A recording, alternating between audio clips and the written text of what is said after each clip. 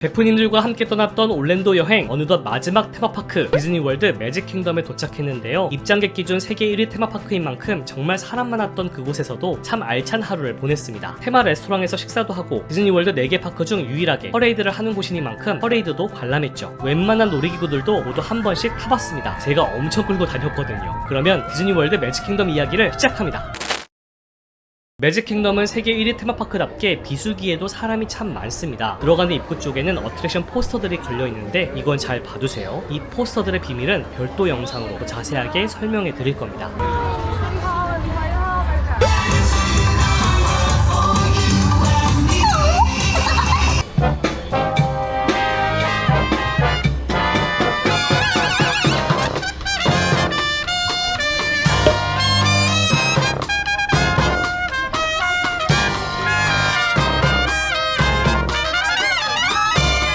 매직킹덤 하면 신데렐라 성을 빼놓을 수 없죠. 캐슬 앞에서 사진 찍는 것도 좋지만 너무 많은 시간을 여기서 허비하면 안 됩니다. 여기서 재미난 팁, 캐슬 뒤편으로 가면 신데렐라 동상이 있는데요. 성이 눈높이에서 보면 그냥 동상이지만 조금 낮은 위치로 아이들의 눈으로 보면 벽화와 어우러지면서 왕관 쓴 신데렐라 모습을 볼 수 있습니다. 이러한 소소한 비밀들이 디즈니월드에는 참 많아요.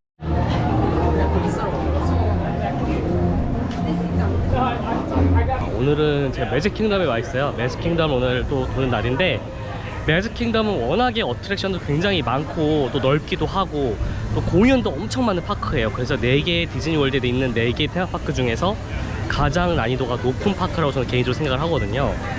그래서 이게 팁을 잘 모르면 굉장히 어렵습니다, 다니기가. 네, 그래서 오늘도 제가 하루를 즐기는 모습들을 보여드리면서 또 팁을 전달해드릴 수 있도록 하겠습니다. 어떤 팁들이 있을지 이 영상 끝까지 봐주세요. 디즈니 지니 플러스로 미리 예약한 피터팬 플라이트를 가장 먼저 탔습니다. 피터팬 플라이트는 매직킹덤에서 늘 인기 많은 어트랙션 중 하나라 예약을 필수로 할 필요가 있는데요. 하늘을 나는 해적선을 타고 피터팬 이야기를 보는 놀이기구입니다. 막상 타면 왜 인기가 많은지 의아할 수 있어요. 짧고 시시하게 느껴질 수 있거든요. 그런데 워낙 오래된 어트랙션이어서 세대를 뛰어넘어 계속 사랑받은 것 같습니다. 부모가 된 세대가 아이들을 데리고 타고 그 아이들이 또 부모가 되어 자기 아이들을 또 데리고 타고, 그런 게 반복되면서 역사가 쌓이고 계속 인기를 이어가는 거죠. 다음으로 탄 건 이저 스몰월드입니다. 1964년 뉴욕 세계박람회에서 첫 선을 보인 이후 세계 곳곳 디즈니 테마파크에 도입된 꽤나 유명한 놀이기구죠. 에버랜드의 지구마을도 이 어트랙션에서 많은 영향을 받았던 놀이기구죠. 천천히 움직이는 보트를 타고 세계 각국의 옷을 입은 인형들을 관람하는 건데 한국도 있으니까 잘 찾아보세요. 미키의 피라매직은 3D 안경을 쓰고 영상을 관람하는 어트랙션입니다. 미키의 마법 모자를 탐낸 도널드 덕의 모험을 그리는 영상인데 디즈니의 유명 애니메이션 장면과 음악들이 이어집니다. 여기서 팁, 제대로 몰입을 못하고 마지막에 그냥 일어서서 나오시는 분들이 계시는데 마지막에 꼭 뒤돌아서 극장 뒤편까지 확인하셔야 제대로 관람을 했다고 할 수 있어요. 다음으로 찾은 곳은 스플래시 마운틴이었습니다. 오랫동안 사랑받았던 이 후룸라이더 어트랙션은 아쉽게도 2023년 1월 22일에 운영이 종료됩니다. 그리고 공주와 개구리 테마로 대대적인 리뉴얼이 될 예정인데요. 리뉴얼 소식은 고정 댓글 속 링크를 통해 자세하게 확인하실 수 있어요. 제가 참으로 좋아하던 어트랙션 중 하나였는데 이번 올랜도 여행이 마지막 탑승이 되어버렸습니다. 물론 도쿄 디즈니랜드에서도 타볼 수 있긴 하지만 올랜도에서의 추억이 담긴 어트랙션이 사라진다니 아쉬움이 크네요.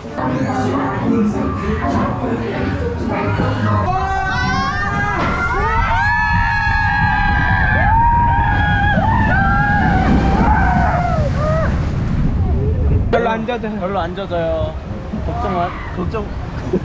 걱정 마세요, 여러분.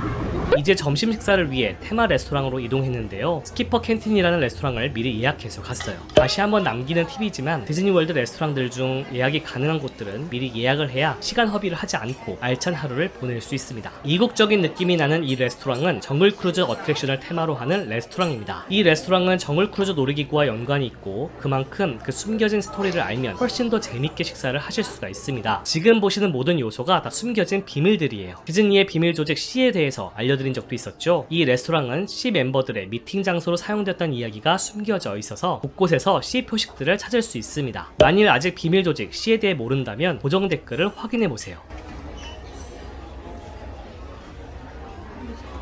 뿐만 아니라 레스토랑 서재에서 책들을 유심히 보면 정글 혹은 어드벤처랜드 테마구역과 관련된 책들이 꽂혀 있음을 확인할 수 있습니다. 음식들은 조금 독특해요. 전세계 강을 탐험하는 정글 크루즈 컨셉에 맞게 이국적인 메뉴들이 판매되는데 하나같이 향이 조금 셉니다. 아시아 음식 같으면서도 남미 음식 같기도 한 독특한 메뉴들이 많아 베프님들의 호불호가 좀 갈리긴 했어요. 전 면 마니아라서 그럭저럭 먹을만 하긴 했는데 맛보다는 테마를 느끼기 위해 방문하는 레스토랑이라고 이해하면 좋을 것 같습니다.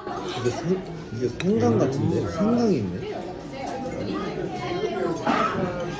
점심을 먹고 나오니 딱 퍼레이드 시간이더라고요. 식사 시간과 퍼레이드 시작 시간이 잘 맞물리게끔 레스토랑 예약을 잡았는데 아주 탁 맞아 떨어져서 기분이 좋았습니다. 이런 노하우가 있어야 하루를 알차게 쓸 수 있는 것 같아요.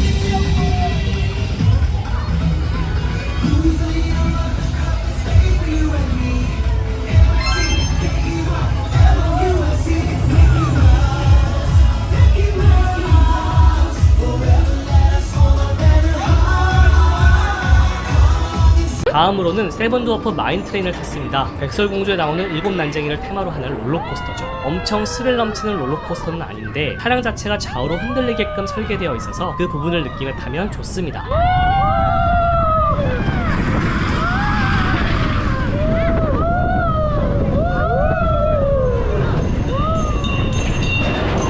중간에는 일곱 난쟁이를, 도착 직전에는 마녀를 찾아보는 걸 잊지 마세요.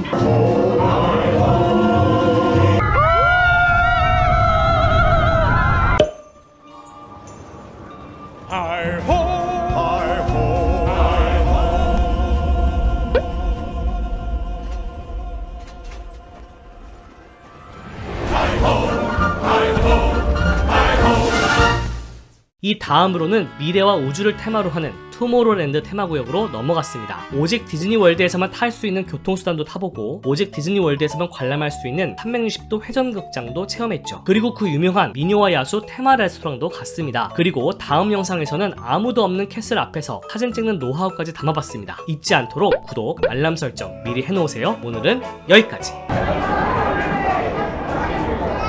Su seguridad, permanezca sentado y mantenga sus manos, brazos, pies y piernas dentro del tren.